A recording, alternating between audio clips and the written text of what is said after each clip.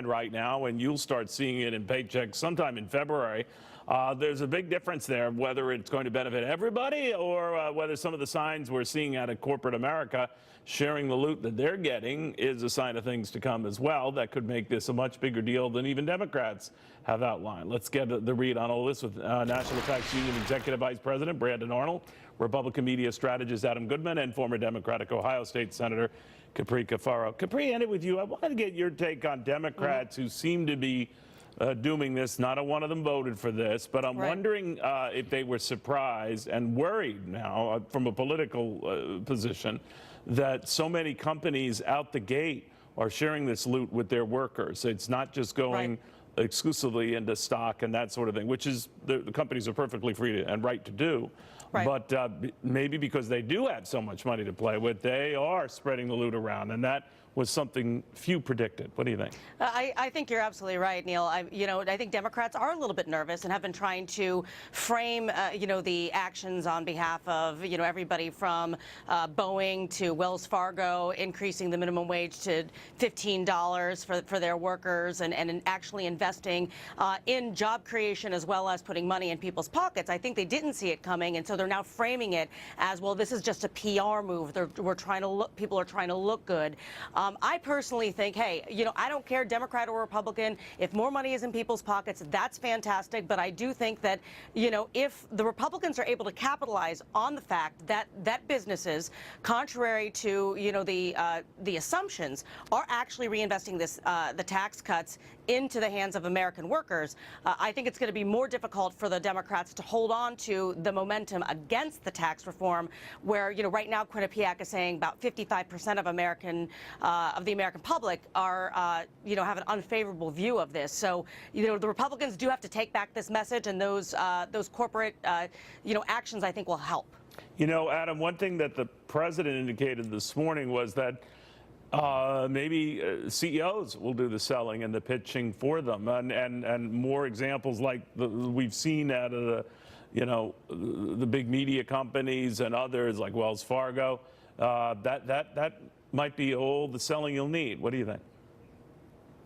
I think what we're going to see, first of all, Neil, this is tax cuts and tax reform is a signature Republican issue, and what we now are seeing is President Trump and Republicans starting to get back on their game. It took them a while, but they're starting to get back on their game in terms of delivering on the message of investing for and in America. And if corporations follow suit and take this as a cue, I think it becomes powerful politically next, because I believe that what we're going to see, Neil, is this is a tee-up to what Donald Trump talked about this morning, which is an infrastructure plan. Now you've got more dollars in more workers' paychecks, and you're going to potentially have a massive infrastructure program talking about more jobs for more Americans. Brandon, how do you think that argument's going to go?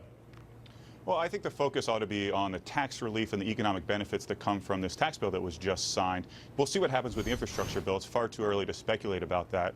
But as you mentioned earlier, come February, people are going to see a real difference in their paychecks. And then we're going to see the corporate activity, not just about bonuses and things like that, which are fantastic, but about real investment in the economy that's going to create sustainable jobs and economic growth. That's when the popularity of this bill is really going to take off. You know what's interesting, guys, and despite the booming economy, despite the booming stock market, that the president's own personal poll numbers are so weak. Now, I know many in the White House view this maybe because this is the view of the boss as fake news and fake numbers, and they don't trust them. And actually, he's technically, as Conal McShane was pointing out earlier on this show, higher than he was on Election Day. And I understand all of that. But are you surprised, Capri, that the president, whatever your political persuasion, has not benefited more from an environment that would presumably be wind at his back?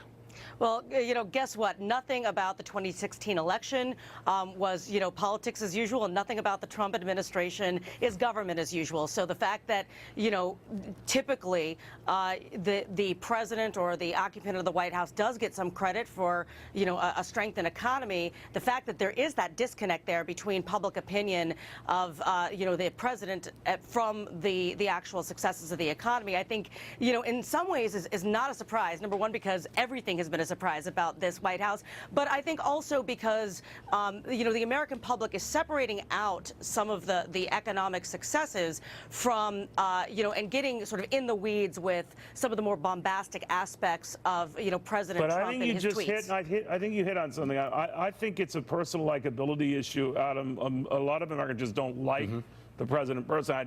I'm not saying that to cast negative aspersions. I'm just saying otherwise you'd be benefiting more. Still, other presidents who were deemed personally, let's say, not super likable, I'll leave it at that, have come back to do very, very well.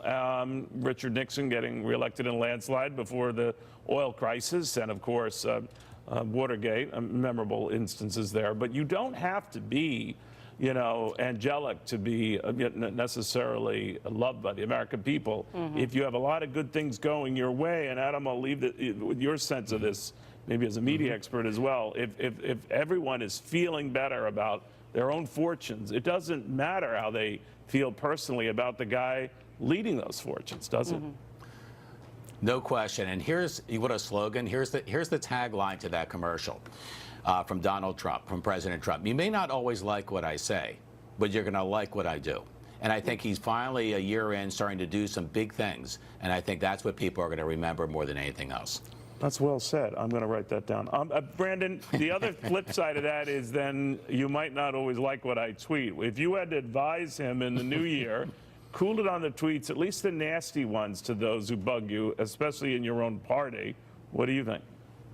Yeah, I mean, I think the focus should be on the track record of the president. I think the focus should be on things like this tax bill just signed into law. This is a huge achievement, and I think he needs to show that off to the American public, probably more so than some of the extracurricular tweets that he's been known for. That's a sad comment. You're very sad. I'm kidding. Guys, thank you all very, very much. We shall see. 10 minutes after the hour, the travel rush is on, and now you have to worry about snow and ice. Oh, no.